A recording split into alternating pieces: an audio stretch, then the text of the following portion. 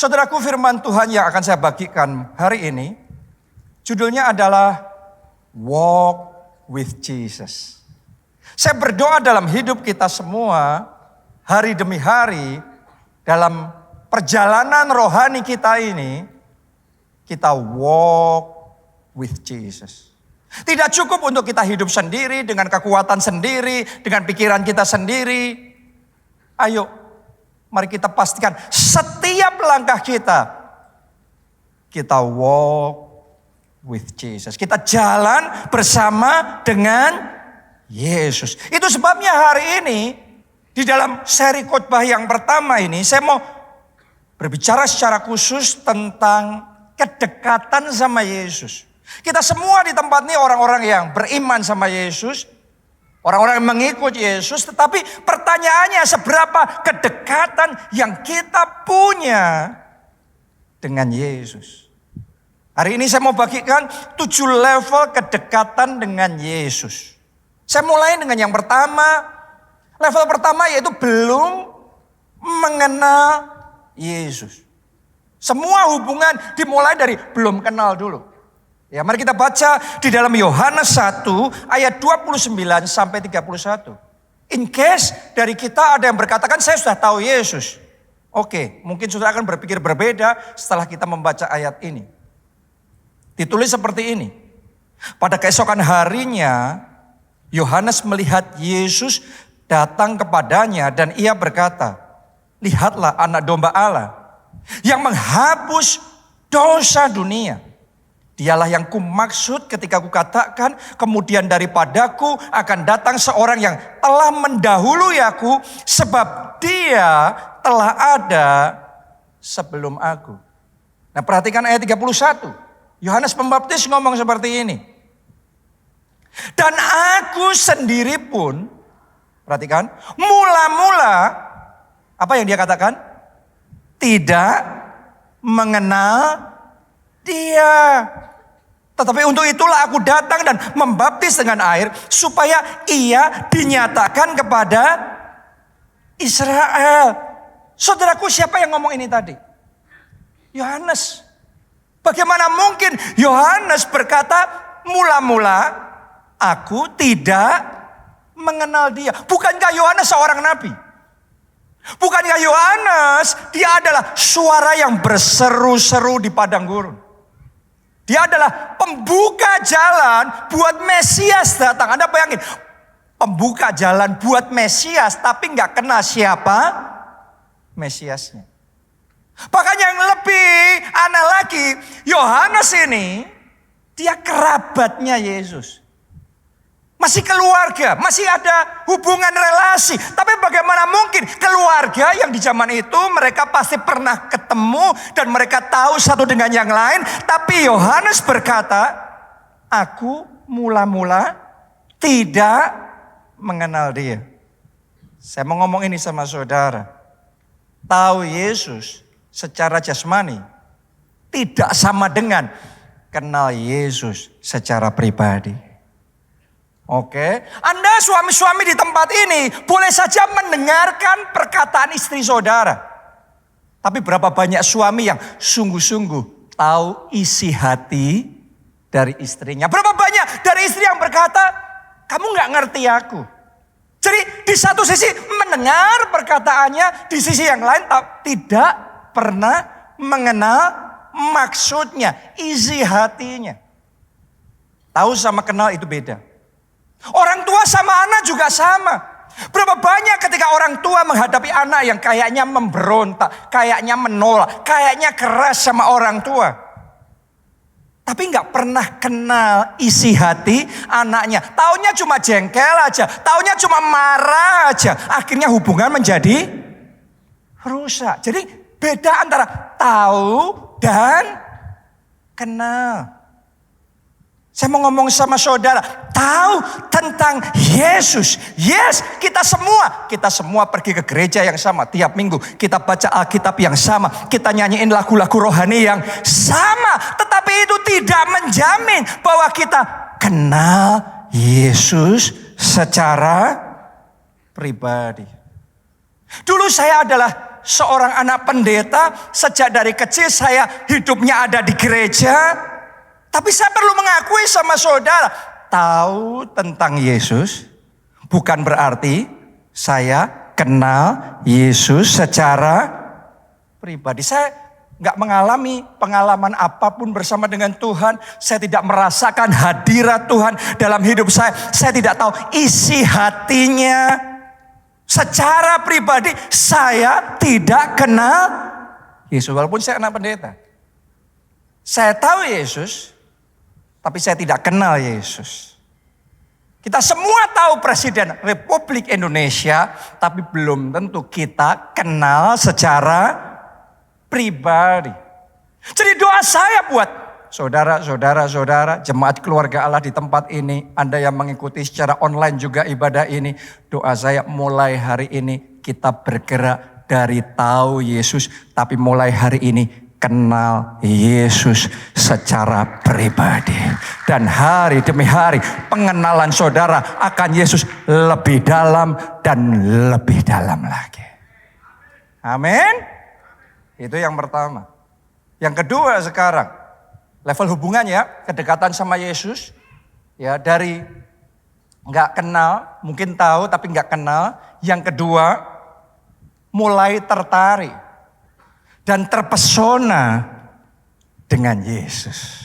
Oh, saya berdoa sementara kita semua mengalami Yesus secara pribadi, tambah kenal Yesus, tambah terpesona dengan Yesus, tambah takjub dengan Yesus, tambah kagum dengan Yesus.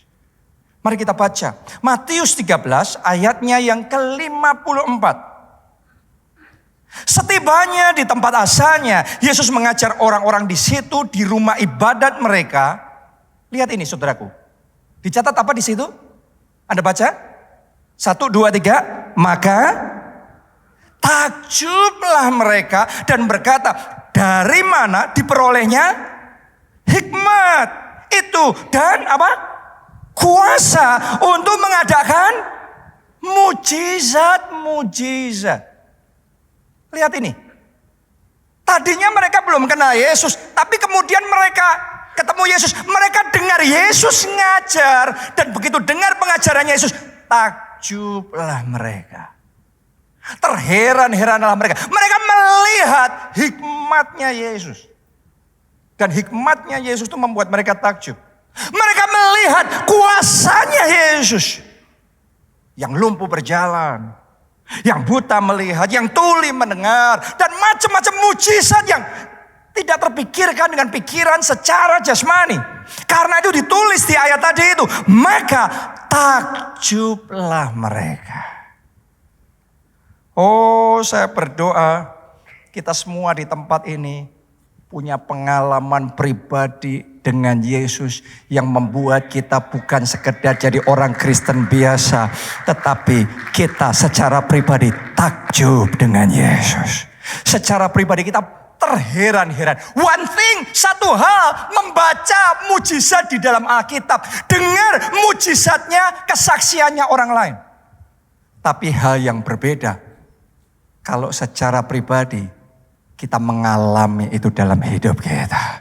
Kalau kita sendiri yang sedang dalam kesulitan, tidak ada jalan kemanapun, tapi tangannya yang ajaib, dia meluputkan kita, dia menyelamatkan kita. Di situ pengalaman pribadi itu akan beda sekali, membuat kita takjub dan terheran-heran. Oh, saya berdoa mulai hari ini Anda bukan cuma dengar tentang Yesus, bukan cuma baca tentang Yesus, tetapi secara pribadi mengalami Yesus. Secara pribadi kuasanya bekerja dalam hidup saudara. Secara pribadi mengalami jamahannya, sentuhan ilahinya dalam hidup saudara. Sakit penyakit Anda dilenyapkan, keselamatan yang dari Tuhan datang dalam hidup saudara. Sehingga takjublah kita. Takjublah saudara. Di keluarga saya, pertama kali orang kenal Yesus itu dari papa saya. Tadinya kita datang dari keluarga yang gak percaya Yesus. Jangankan Yesus, gak percaya Tuhan, gak percaya setan, gak percaya adanya surga, gak percaya neraka. Semuanya logik, semuanya pokok yang logika aja. Sampai suatu ketika, karena papa saya waktu masih remaja ngalami masalah dengan rambutnya yang rontok dan tidak pernah bisa tertolong, pergi ke berbagai macam dokter, ke dukun, ke paranormal, dan nothing. Dia sampai drop out dari SMP kelas 2. Itu nggak selesai. SMP kelas 2 itu sudah drop out. Kenapa? Karena saking mindernya, dipermalukan, dibully sama teman-temannya di sekolah. Dia begitu desperate, dia begitu putus asa dalam hidupnya. Dan logika tidak bisa menolong dia. Sains tidak bisa menolong dia. Sampai seorang teman ngomong sama dia, kamu sudah coba semuanya. Tapi kenapa tidak kamu coba Yesus? Kenapa enggak kamu berdoa dan minta Yesus menyembuhkan kamu? Dan di situ dia secara pribadi, bahkan secara pribadi, dalam hati dia doa sama Tuhan Yesus. Tuhan Yesus, kalau engkau memang ada, tolong sembuhkan aku. Dan aku akan percaya. Aku akan mengikut engkau. Saudaraku, itu doa yang simple, tapi doa dari hati. Doa saya kalau Anda berdoa sama Tuhan mulai hari ini bukan cuma sekedar kata-kata. Tapi itu benar-benar doa yang meluap dari hati. Karena doa yang meluap dari hati, itu doa yang sampai ke tahta Tuhan. Amin, saya berdoa mulai hari ini hati saudara connect sama surga. Hati saudara ada telinga yang dari Tuhan untuk mendengar setiap doa dan permohonan saudara. That simple prayer, doa yang sederhana itu Tuhan dengar. Dan hari itu dia berdoa, malamnya dia tidur. Esoknya dia bangun. Ketika dia bangun biasanya di bantalnya itu selalu begitu banyak rambut ada di situ.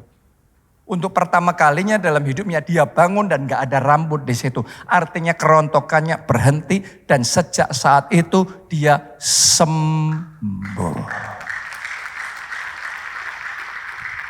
Dari orang yang gak percaya adanya Tuhan, adanya setan, semuanya logika. Tapi untuk pertama kalinya ngalami kayak gitu. Ini seperti orang-orang itu saudaraku. Maka takjublah dia.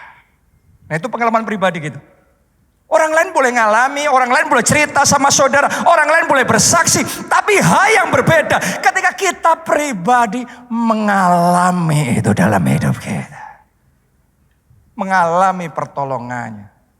Mengalami hikmatnya. Dia buka jalan buat saudara.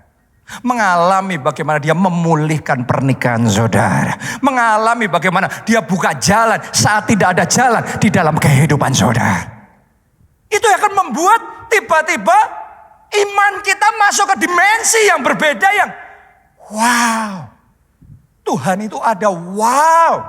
Ajaib Yesus. Buat saudara yang selama ini cuma ngerti oh ya Yesus ajaib.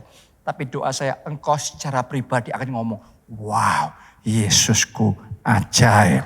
Tuhanku ajaib. Allahku ajaib. Namanya ajaib. Tahukah saudara, nama Yesus itu ajaib. Tahukah saudara, kalau Anda menyebut namanya dengan benar, Anda gak sembarang menyebut namanya, tapi Anda panggil nama Yesus dengan benar, kuasanya akan bekerja dalam hidup saudara. Kuasanya akan dimanifestasikan di dalam keluarga saudara. Dan takjublah engkau kepada Yesus. Buat Anda yang sudah ngalami pertolongannya, kuasanya, keajaibannya, mujizatnya.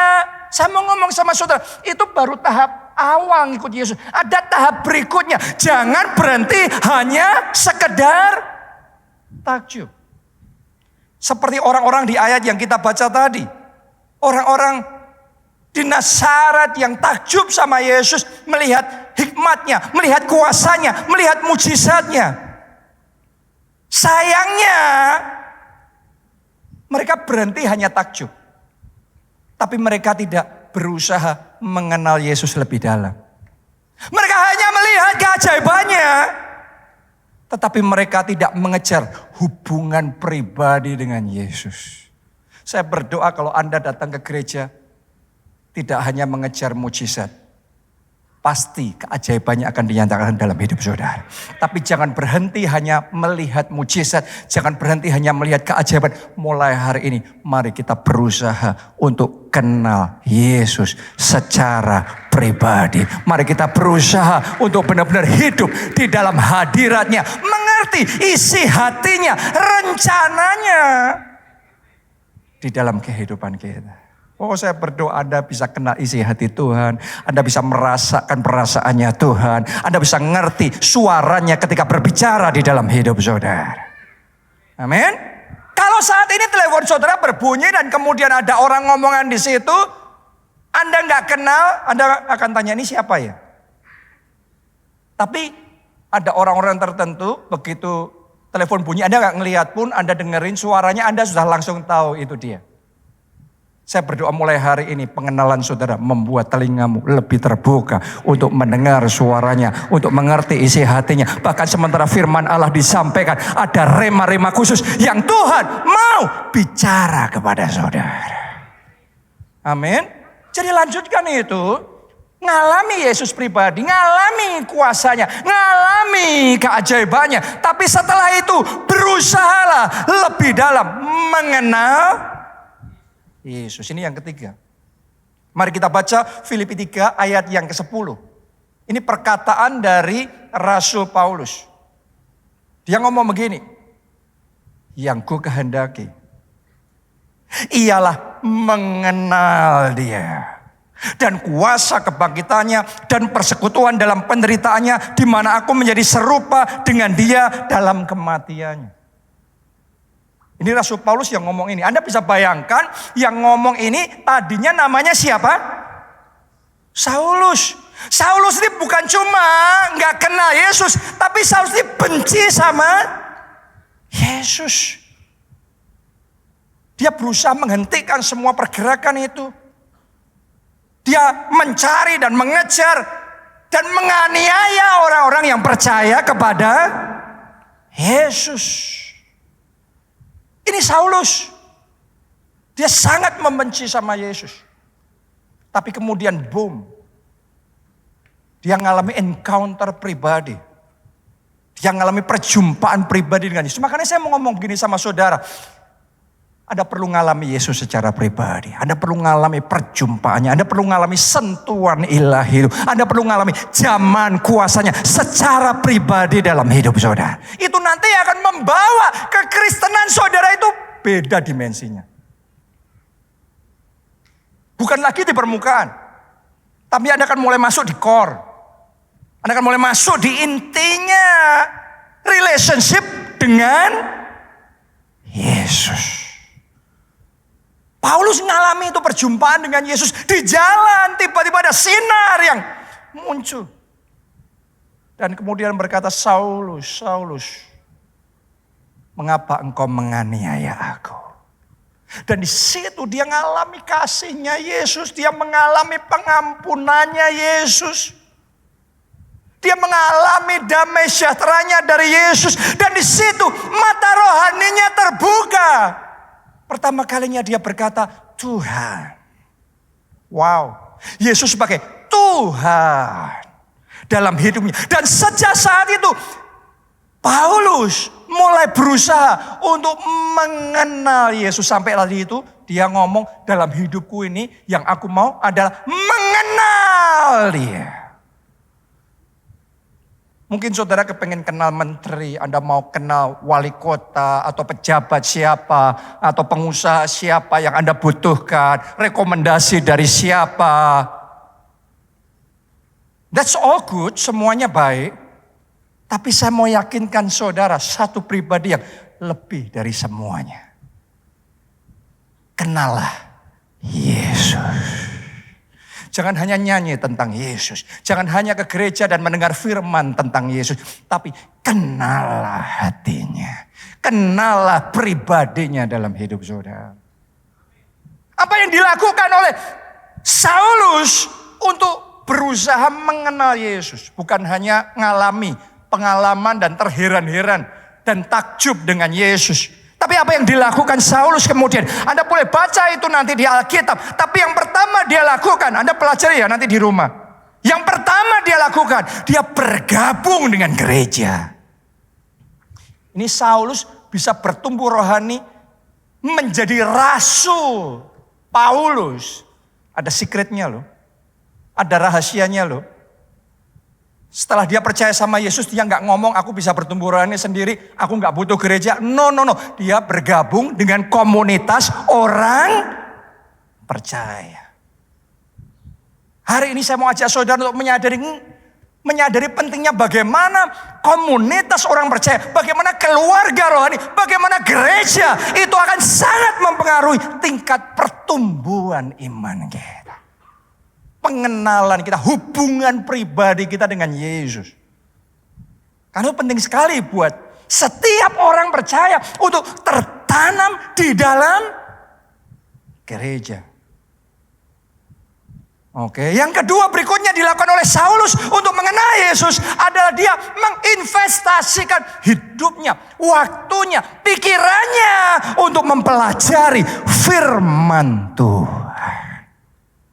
Karena Yesus yang ngomong, manusia bukan hidup dari roti saja, tapi dari setiap firman yang keluar dari mulut Allah. Jadi dia mulai mempelajari, dia mengenal Yesus, mengenal Allah melalui firman-Nya. Kalau Anda mau hidup kekristenan saudara bertumbuh, kedekatanmu, pengenalanmu sama Yesus lebih dan lebih lagi. Saya mau ngomong sama saudara, pastikan Alkitab saudara tidak berdebu. Karena kelamaan gak dibaca. Oke. Bahkan di zaman sekarang ini lebih gampang lagi sebenarnya. Anda download berbagai macam aplikasi di handphone saudara. Pertanyaan saya, ada gak Alkitab di handphone saudara? Pertanyaan berikutnya, kalau ada, kapan terakhir Alkitab di handphone itu dibaca? Lebih sering mana sama TikTok saudara? Lebih sering mana sama Instagram yang Anda lihat? Anda scrolling setiap saat itu TikTok, Instagram. Sejam gak kerasa, 2 jam gak kerasa. Dopaminnya terus, jalan terus. Tapi pertanyaannya, scrolling gak ayat-ayat Alkitab itu? Oh, saya berdoa mulai hari ini pertobatan terjadi di tempat ini. Coba ngomong kiri kanan saudara, katakan bertobat, kerajaan Allah sudah dekat.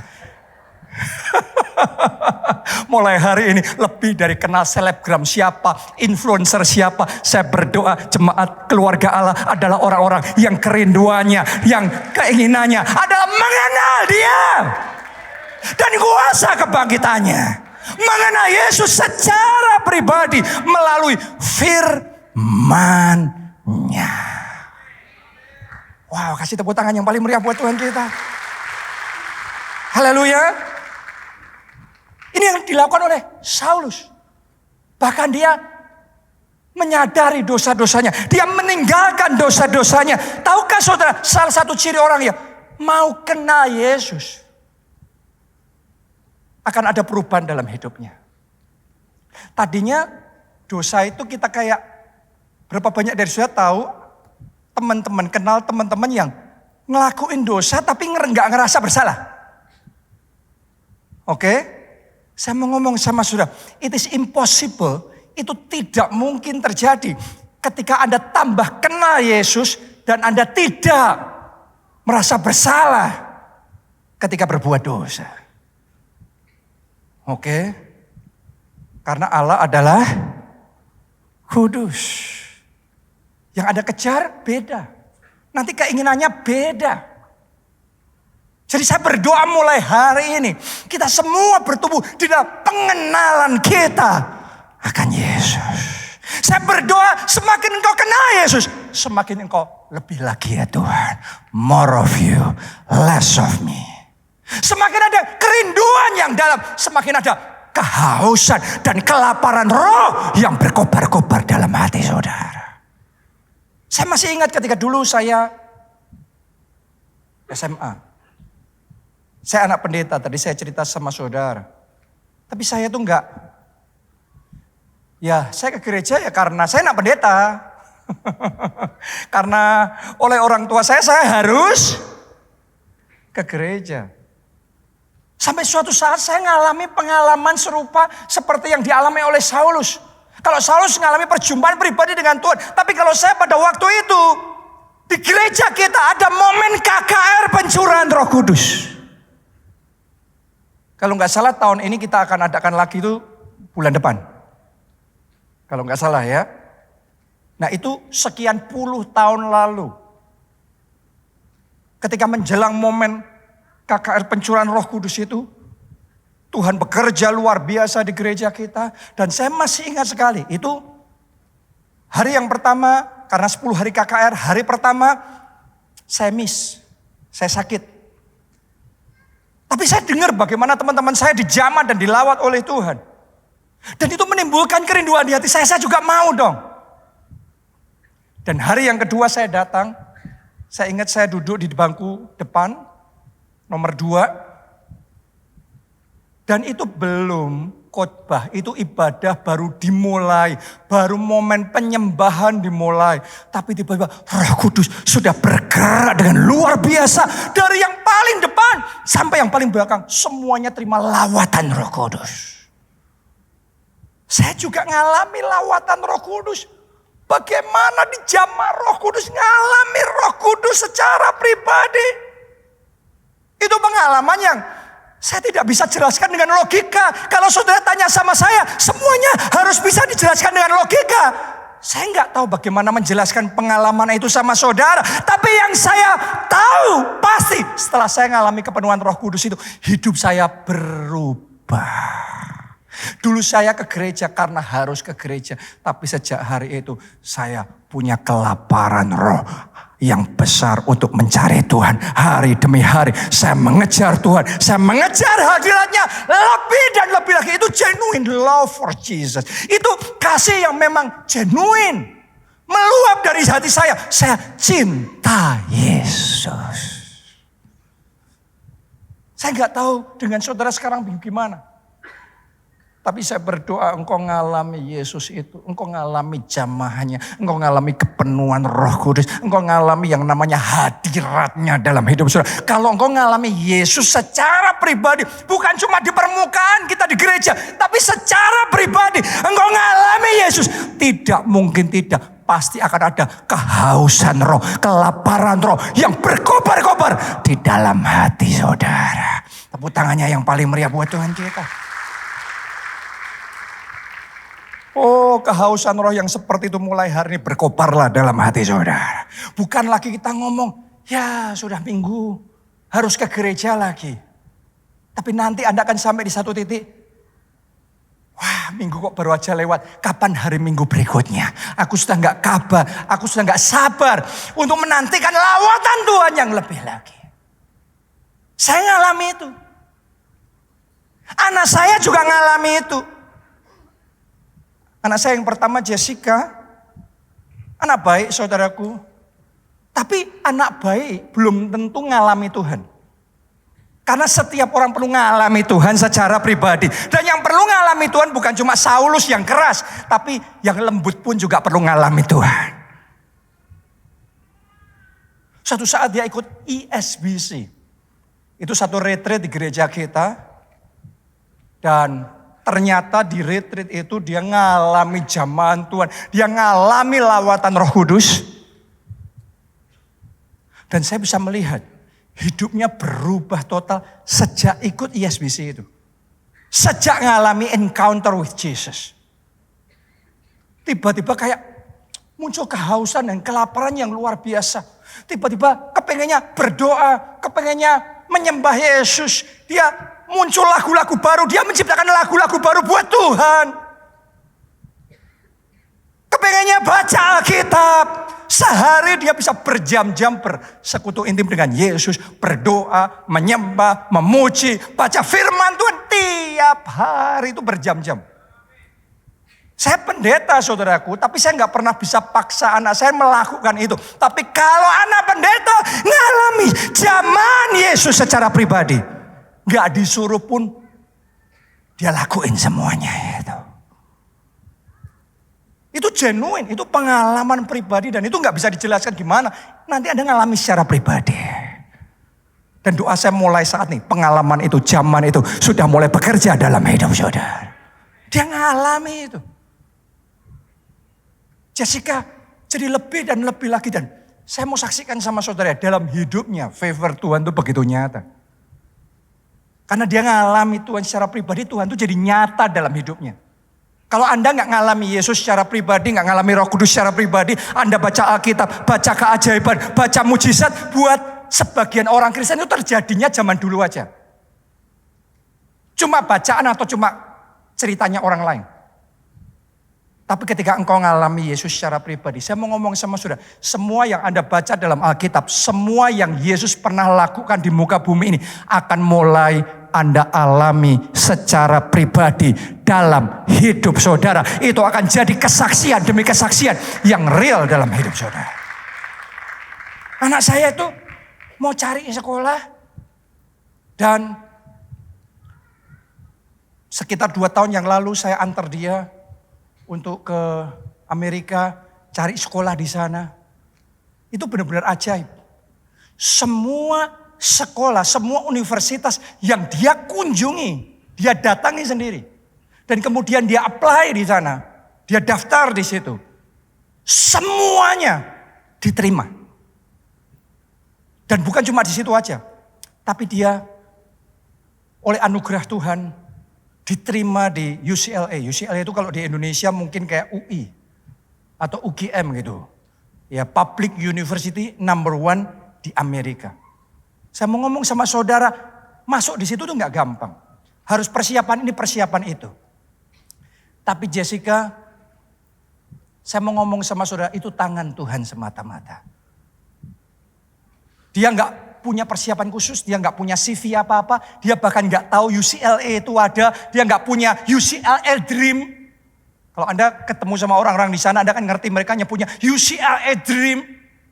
Itu nggak ada sama sekali di benaknya dia. Tapi masuk.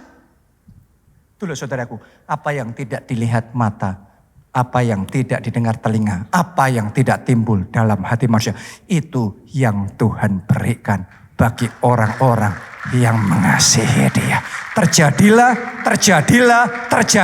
alamilah secara pribadi di dalam kehidupanmu. Tepuk tangannya, boleh yang paling meriah buat Tuhan.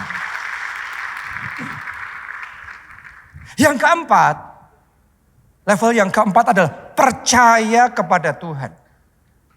Mari kita baca Yohanes 2 ayat 11.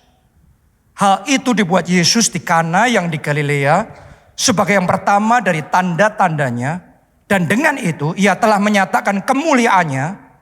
Dan perhatikan nih, kalimat terakhir baca bersama yuk, 1, 2, 3. Murid-muridnya percaya kepadanya. Siapa yang percaya? Murid-muridnya. Harusnya percaya dong. Tapi kenapa ditulis di sini murid-muridnya percaya kepadanya? Coba Anda perhatikan ke depan sini. Ada percaya, ada bedanya percaya dibandingkan percaya. Itu beda loh. Banyak orang percaya tapi tidak percaya. Oke? Ini yang dialami oleh murid-muridnya waktu itu, kehabisan anggur di satu pesta perjamuan kawin. Dan di situ ditulis Yesus melakukan mujizat pertamanya, bagaimana air dirubah menjadi anggur. Ngelihat itu ditulis di sini, maka percayalah mereka. Saya mau ngomong sama saudara, kita semua orang Kristen disebut sebagai orang percaya. Tapi jujur aja, banyak orang percaya yang tidak percaya atau kurang percaya. Ayo coba jujur kita di sini. Gak usah angkat tangan ya, dalam hati aja masing-masing. Kalau Anda lagi ngalami kesulitan keuangan, panik, khawatir, takut, atau tenang, atau damai. Coba saudara jujur. Ketika saudara ngalami gelombang kehidupan yang begitu dahsyat, taufan yang melanda, murid-muridnya sama Yesus di kapal itu bukan berarti semuanya lancar. Taufan pun menghantam. Tapi saat taufan menghantam kehidupan saudara, di hati saudara Lebih banyak kekhawatirannya atau lebih banyak damai sejahteranya? Ketika sakit penyakit, ada report, hasil cek laboratorium, muncul satu jenis sakit penyakit yang membuat semua orang lain di sana, kayak dunianya runtuh. Bagaimana dengan saudara? Saya mau ngomong gini saudara, banyak orang percaya tapi tidak percaya. Makanya ditulis di situ, murid-murid yang harusnya percaya, baru sampai di satu titik, dicatat di sana, murid-muridnya percaya kepadanya. Mulai hari ini doa saya, iman percaya yang kayak gitu, itu yang akan dibangkitkan dalam hati saudara. Ketika muncul laporan dokter itu, orang lain semuanya sudah panik, stres dan frustasi, tapi Anda percaya kepada Tuhan. Melalui gonjang-ganjing keadaan dunia yang sedang terjadi sekarang ini. Banyak orang stres, banyak orang bingung. Tetapi saudara dan saya percaya kepada Tuhan. Melalui krisis keuangan, apapun yang sedang terjadi. Tetapi kita percaya. Katakan amin. Tepuk tangannya yang paling meriah buat Tuhan kita. Amin. Yang kelima, bukan cuma percaya, tapi komitmen mengikuti Yesus. Kita baca yuk Matius 16 ayat 27. Lalu Yesus berkata kepada murid-muridnya, setiap orang yang mau mengikut aku, ia harus menyangkal dirinya, memikul salibnya, dan apa? Mengikut aku. Tahu nggak saudara, di zamannya Yesus yang namanya murid itu harus mengikuti gurunya. Bukan sekedar secara fisik, tapi mengikuti pengajarannya. Mengikuti way of life-nya, cara hidupnya. Jadi orang Kristen itu bukan sekedar labelnya, KTP-nya Kristen. Jadi orang Kristen itu adalah kita mengikuti way of life-nya Yesus. Pikiran Yesus jadi pikiran kita. Perkataan Yesus jadi perkataan kita. Perkataan Yesus itu kalau ada taufan yang badai bukan, wah gimana ini nanti, wah kita tenggelam. Itu yang dikatakan murid-muridnya. Tapi yang dikatakan Yesus, dia menghardik badai itu. Tenanglah, diamlah. Wow. Otoritasnya Yesus jadi otoritas kita. Keinginannya Yesus jadi keinginannya kita.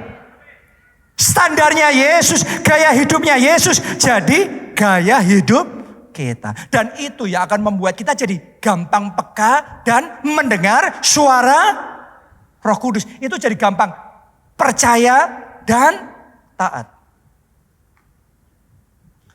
Ketika saya sekian puluh tahun yang lalu sekolah Alkitab di Amerika, kita nggak tahu bakal Indonesia ngalami Krismon 98. Tapi saya bersyukur sebelum itu terjadi. Saya bersyukur punya papa yang mendengar suara Tuhan. Doa saya, telinga rohani kita diurapi, diberkati dan diberi anugerah sehingga kita pun juga peka dan mendengar suara Tuhan. Tiba-tiba Tuhan bicara sama Pak Obaja, beli USD, beli dolar. Gak ada apa-apa, tapi Tuhan bicara kayak gitu. Dan Tuhan suruh beli yang banyak, jangan sedikit. Jadi Pak Obaja dengar, makanya dengar itu penting. Kalau nggak dengar ya nggak ngerti apa yang harus dibuat. Pertama dengar, terus kedua berani untuk taat dengan semua uang cash yang ada yang waktu itu semuanya dibeliin dolar. Dan tiba-tiba aja nggak lama kita kaget Indonesia dilanda Krismon 98, dolar naik dari 2.000 sampai 17.000. Saudaraku, itu momen yang tidak mudah. Banyak teman-teman saya yang gak bisa melanjutkan kuliahnya di Amerika dan terpaksa harus pulang ke Indonesia. Tapi karena dengar-dengaran suara Tuhan, saya diselamatkan. Saya masih bisa melanjutkan sekolah di sana. Dengan baik, dengan rileks. Setelah saya selesai, saya balik ke Indonesia. Uang yang tadi itu dibelikan itu masih ada sisanya. Sisanya di-convert ke rupiah, dirubah ke rupiah. Nilainya 3 kali lipat dari uang yang pertama dipakai untuk beli itu. Jadi artinya gini saudaraku. Saya waktu kuliah di sana itu dapat beasiswa dari surga. Uang sekolahnya dibayarin, biaya hidupnya dibayarin semuanya. Pulang masih dapat uang saku 3 kali lipat. Saya mau ngomong sama saudara, saat ini kita hidup di masa yang penuh ketidakpastian. Kita semua tahu dunia gonjang ganjing. Hari-hari ini saya sudah sampaikan dan kasih warning ini sejak menjelang masuk 2025 bahwa tahun ini bukan tahun yang mudah. Secara manusia akan banyak goncangan terjadi, akan banyak badai, akan banyak hal-hal yang mengagetkan terjadi. Dan saya sudah ngomong sama saudara 2 minggu yang lalu kalau nggak salah di sini. Saya hati-hati ya, ini baru pembukaan ya. Ternyata dalam 2 minggu ini goncangan lagi terjadi. Dan ini ini baru pemanasan saudaraku. Jadi Anda harus tahu ini. Dan di momen seperti ini satu hal yang saya tahu. Suara dari Tuhan akan membawa perbedaan dalam hidup kita. Kalau Anda mendengar suara Tuhan, Anda mengikuti petunjuk dari Tuhan, Anda akan mengalami itu. 1000 rebah di kirimu, selaksa rebah di kananmu, tapi engkau kokoh dan kuat berjalan bersama dengan Tuhan. Engkau tidak takut melalui taufan, melalui air, engkau tidak dihanyutkan, melalui api, engkau tidak dihanguskan. Yang namanya resesi itu tidak selalu negatif. Tanamkan ini dalam hati saudara. Resesi itu adalah momen transfer kekayaan bangsa-bangsa.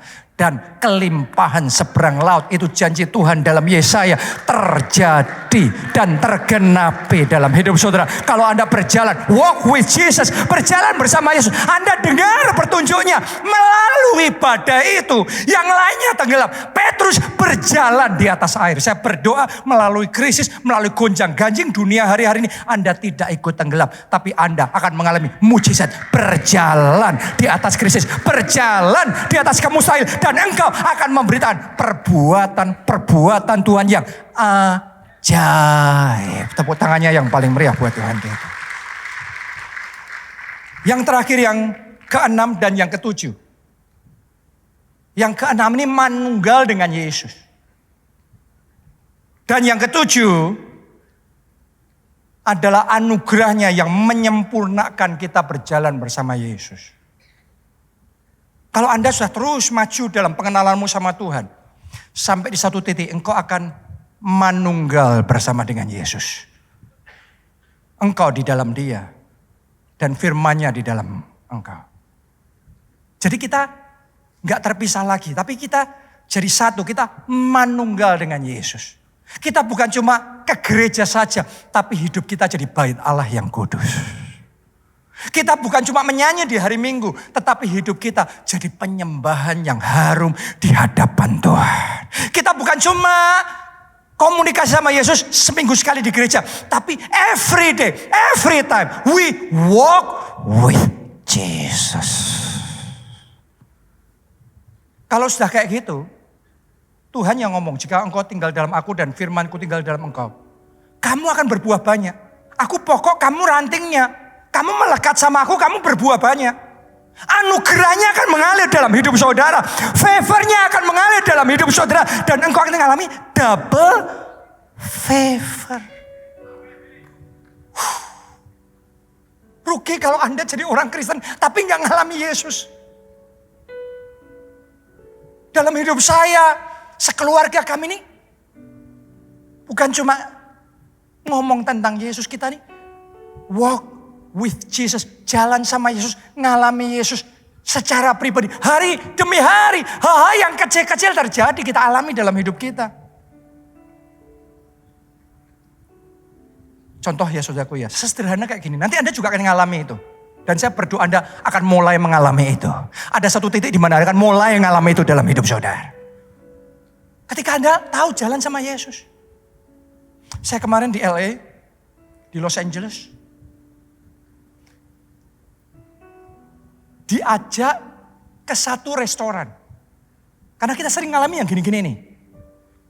Ini restoran sangat eksklusif. Restoran ini orang yang ngajak kita ini, orang high level yang sudah tinggal puluhan tahun di sana. Dan dia tahu restoran ini kalau mau pergi ke sana harus booking 2 bulan di depan. Tapi hari itu dia sama kita. Dan di dalam kita ada Roh Kudus. Jadi harusnya 2 bulan. Tapi baru muncul idenya pagi itu. Dan pagi itu dia telepon restoran. Bisa enggak kalau kita siang ini langsung ke situ? Gila kan? Harusnya 2 bulan tapi dia maunya langsung. Sekian puluh tahun dia bolak-balik bawa tamu ke sana nggak pernah ngalami itu. Itu yang pertama dia alami puluhan tahun dalam hidupnya. Langsung dijawab, bisa. VIP akses saudaraku. Anda akan mulai ngalami itu dalam hidup saudara.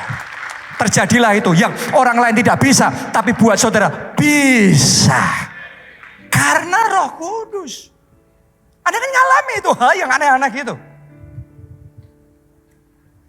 Di LA itu saya juga, dari mau berangkat saya sudah ngomong sama Pastor Nita. Saya kepengen ke Pacific Palisade.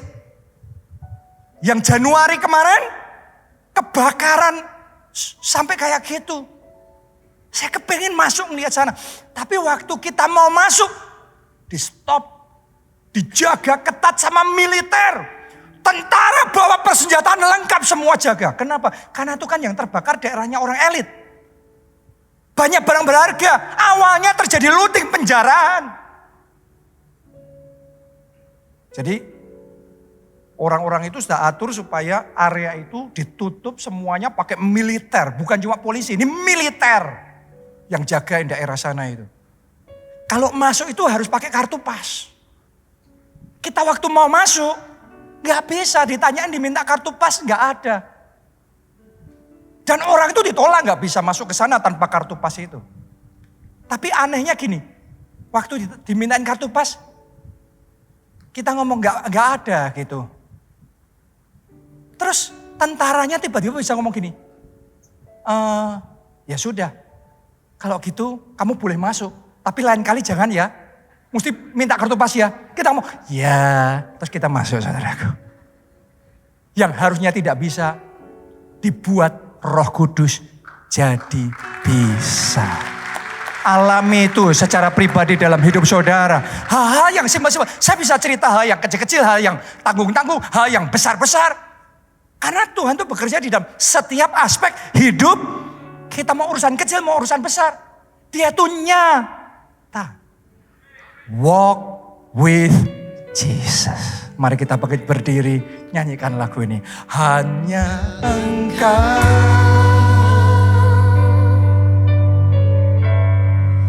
Pribadi yang menggerak hatiku. Tiada yang tersembunyi bagimu.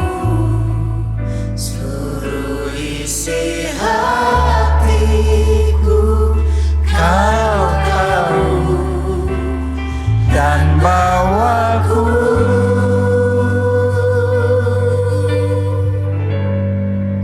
untuk lebih dekat lagi padamu, tinggal dalam indahnya dekapan kasih-Mu. Mari semuanya angkat dua tanganmu, katakan dari hati. Hanya Engkau,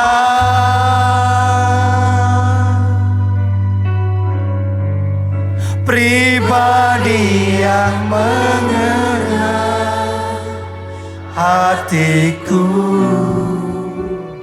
Tiada yang tersembunyi bagimu. seluruh isi hatiku Kau tahu, dan bawaku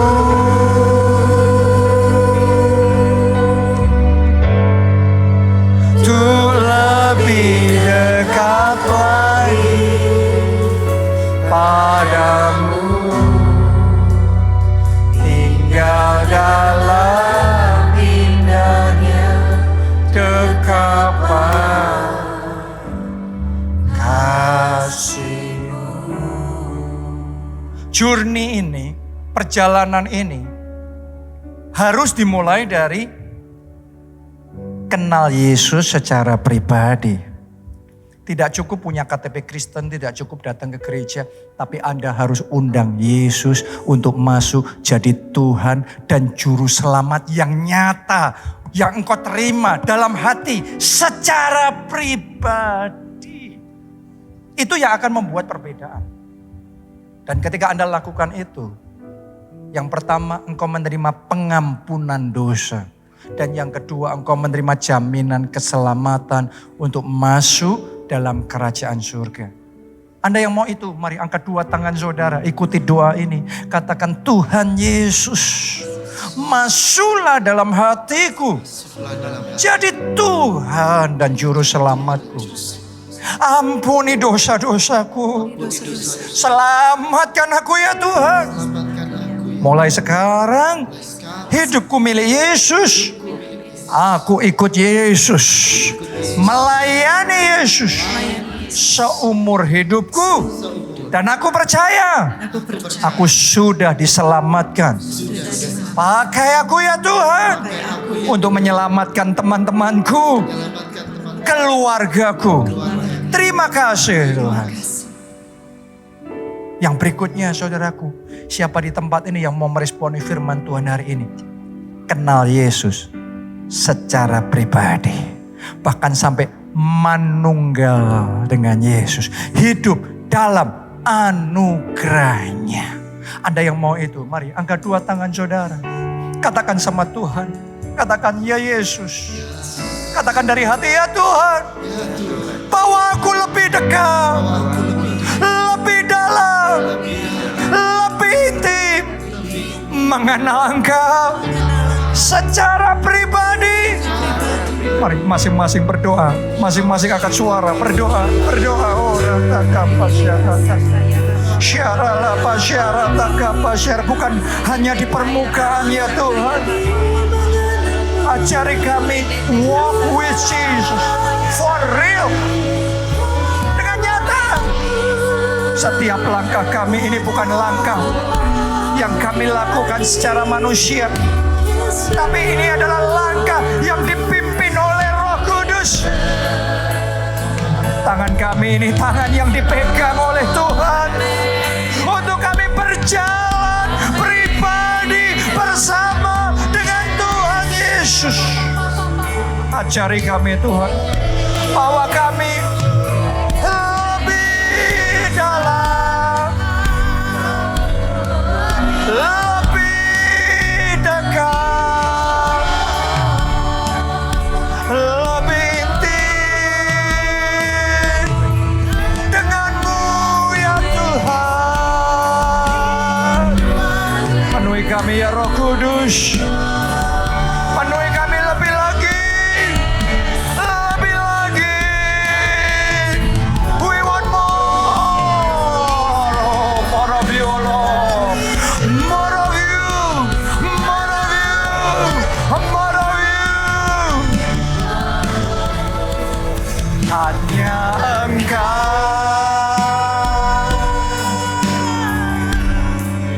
pribadi yang mengenal hatiku, tiada yang tersembunyi bagimu. Seluruh isi hatiku Kau tahu, dan bawaku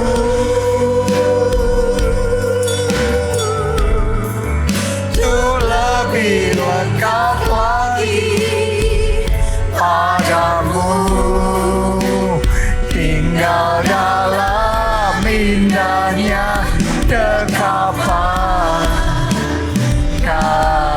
Beri saudara yang terakhir, yang terbaik. Angkat dua tanganmu dan katakan, hanya Engkau.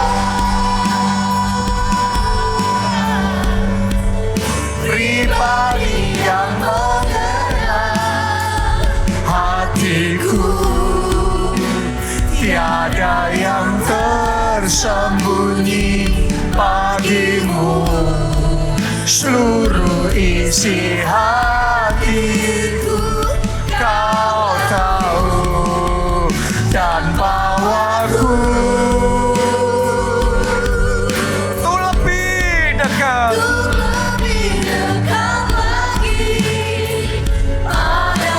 Amin. Amin.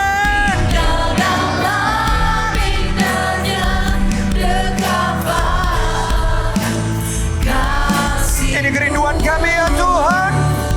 Tinggal dalam dekapan kasih-Mu. Satu hari di pelataran-Mu lebih indah daripada 1000 hari di tempat yang lain. Kami mau selalu tinggal dalam dekapan-Mu. indahnya dekapan kasih.